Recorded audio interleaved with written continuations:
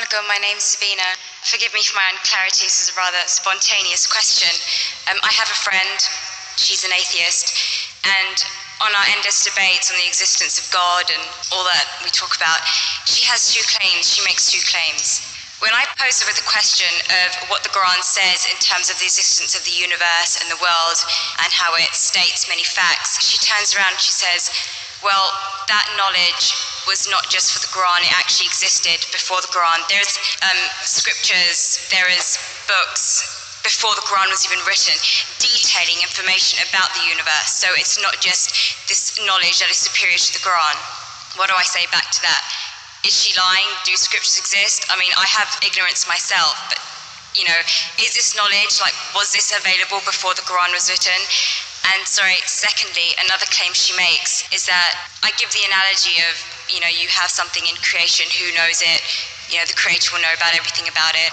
And I talk about, you know, if there is no God, how can we possibly exist? If you keep on going further and further and further and back, there's no end. And if there's no end, how do we exist? But then she says, well, from a religious point of view, you say, well, God is the end.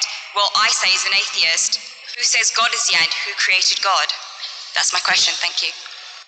Just for two questions which are again common. The first question is that all the things mentioned in the Quran were already present before. So what's new? It's present in other scriptures and other books, etc. That's the first question. The second question is, who created God?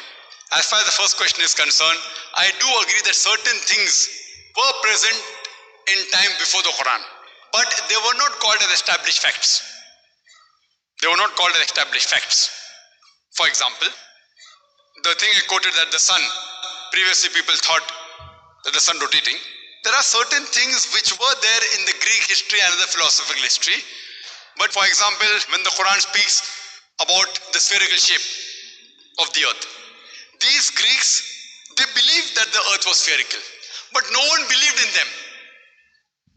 So certain facts, not all, a small percentage what the science has come to know today and what Quran mentions were told by people previously, but they failed to realize that the same Greeks mentioned 100 other things which were unscientific. The same Greek even mentioned that the earth was center of the universe, which is totally wrong.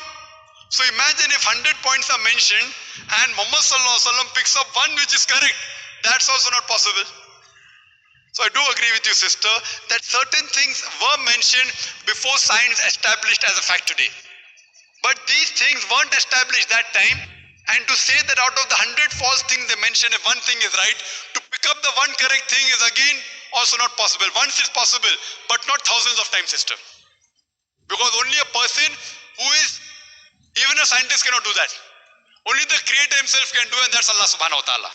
So I do agree with you, but that portion which has been mentioned earlier in earlier scriptures and other philosophical books is a small portion, but that too, along with that portion, there are other things which aren't scientific mixed with that. Coming to the second part of the question, that who created God? Normally people in Dawah, they used a false strategy of logic, which tips itself. Most of the people, when they try to prove the existence of Allah subhanahu wa ta'ala, they say that everything has a creator. For example, who created this book? How did the book come into existence? Somebody created it. Who created it? And they go back. Where did you come into existence? Who created you? Your father. Who created your father? The grandfather. And then goes to God. Who created this microphone? Created the factory. Who created the factory? And then they try and prove who created the sun?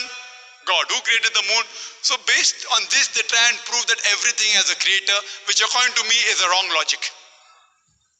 In my strategy, what I spoke today, I never said everything has a creator. That is the atheist who told me that the first person who will tell about the mechanism of this thing is the creator. I never said that. I say every created thing has a creator. But by definition, Almighty God is uncreated. It is like there's a person, suppose my friend, he comes and tells me that my brother John was admitted in the hospital.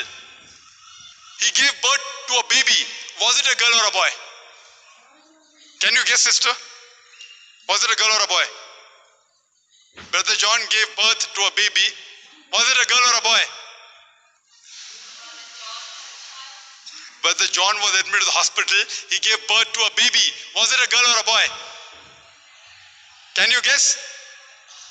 You can't guess. Can anyone guess? How can a man have a baby? So to ask the question, he gave birth to a baby, whether a girl or a boy, is illogical. The same thing, the definition of Allah is uncreated. The moment you say who created Allah, he ceases to be Allah. Therefore, the definition of God is uncreated. Therefore, Almighty God has got no creator if he is a true Almighty God. Hope that answers the question.